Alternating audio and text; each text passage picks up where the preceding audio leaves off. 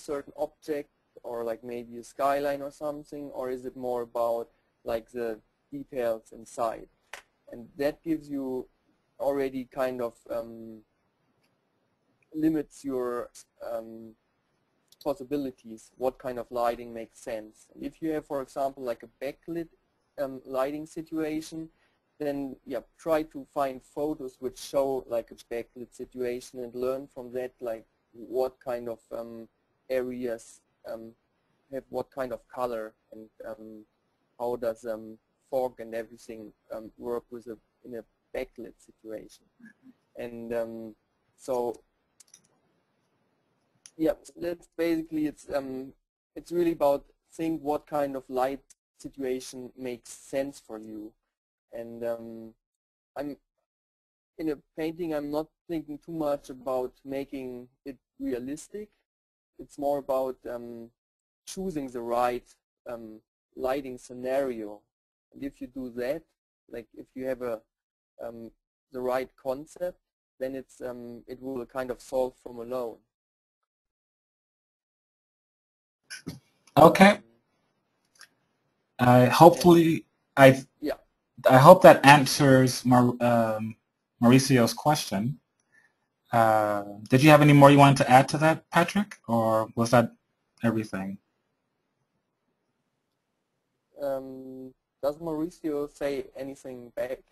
Mauricio, it would be nice to have more like a conversation, so I can react to his. Right, that's why I think a microphone would have been perfect for them to have, but you know, unfortunately they don't. But he did have a follow-up question that I just saw. He asked, do you decide on your color palette before you start painting color? Keys, color schemes, yes?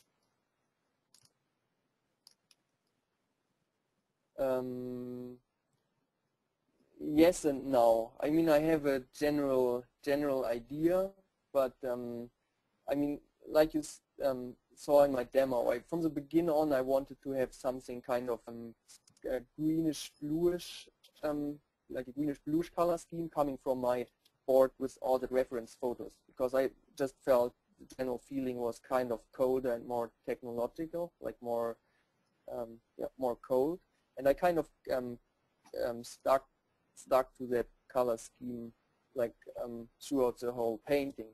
But what sometimes happens that you after time you feel like, wow, maybe some shift more towards like a warmer color scheme helps. So I would say have an idea from the beginning on, but don't limit yourself on that. When after time you feel like you need to shift it, then just be open for experiments, and sometimes creative accidents, like happy accidents, happen that you maybe put in a certain photo reference and you just blend it over and you feel like, whoa, there's something red going on and I like that. Then don't push that away because you say, okay, I want to stay in this blue-greenish color scheme. So be open, but I mean, have a certain idea. And that's also something from the beginning on, I wanted to create an image which shows this like lush tropical environment, which incorporating a city, and that gave me a certain idea of color. But so it's good to have to think about it first, but yeah, don't limit yourself too much about it. Let happy accidents happen. And another thing is, in general, it's almost more important to keep a certain color variety in your image. So to have a lot of like slightly different local color which all belong to one family. Because if you because that just gives you like keeps your image alive, because you want to go in with your eye and explore little areas, because you there's a lot of color change going on. So I would say, yeah, just keep a certain color variety in your image. That's more important than, almost more important than your overall color, because you can almost change it in the end, shift it more towards another direction. You will still keep the local color variety. Okay. Thank you, Patrick. Um, so I hope that helped Mauricio out. I'm going to move on to the next question from, I believe it's Jake Kwan. Jake, if you're there, I'm going to make you audible and alive. So Jake, are you there? Jake Kwan? Hello? Yes, Jake. I guess Jake Hi. has no mic click. Jake, wow, I can hear you. Hi, Jake. Hi. First of all, beautiful painting. I love your concept art. And my question was that you did mention that your designs, that your concept painting designs are a little more towards abstract. And my question was that how, if you worked in a game design like studio, and what would the next step be? Like, would the next step be to like define everything more for the modelers, or do the other artists take over, or like how would you take this painting to the next step? Like, what would you do with it?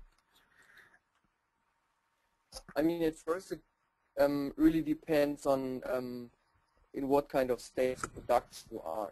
I mean, like often I'm working on projects in a very early phase where it's still like a lot of possibilities to explore, where I create this kind of images to get an impression of a certain space and a certain lighting and a certain mood and some glimpse of different architecture and shapes. But you're right, like as further the production goes, as more you would nail things down on a on details and design. So like the painting I did as a demo, maybe if like the art director or the production designer would like certain aspects of it, then the next step could be to at first go further with detailing all the stuff in it. So I mean, most of the elements are kind of more indicated at this point. It's more about the general scene and the general mood. But I would do, I could go much further into the details of like the single elements, and then I would maybe also do, let's say for the ship, maybe I would make a call-out drawing to define that even more, or maybe my art director just says, okay, I like the general feel of that ship, maybe you can do a couple of different designs like in that family. Okay. So does it answer your question? Yes, it does. Thank you. Another question that I had was that... sorry, one second, Jake. We will come back to you because we have a few other people we have to get through first. So if you can, just send me your question in the question field, and as I go down the list, I'll come back to you. Okay? Okay. Thank you, sir. Okay, talk to you later, Jake. So we're going to move on now to Zachary Graves. So Zachary, if you're there, can you say hello? Hello. Hello, Zachary. How are you? Hi, Zachary. Okay. I really like the workshop, especially like the thumbnail stuff. But your illustrations are really loose, and you use a lot of photo references.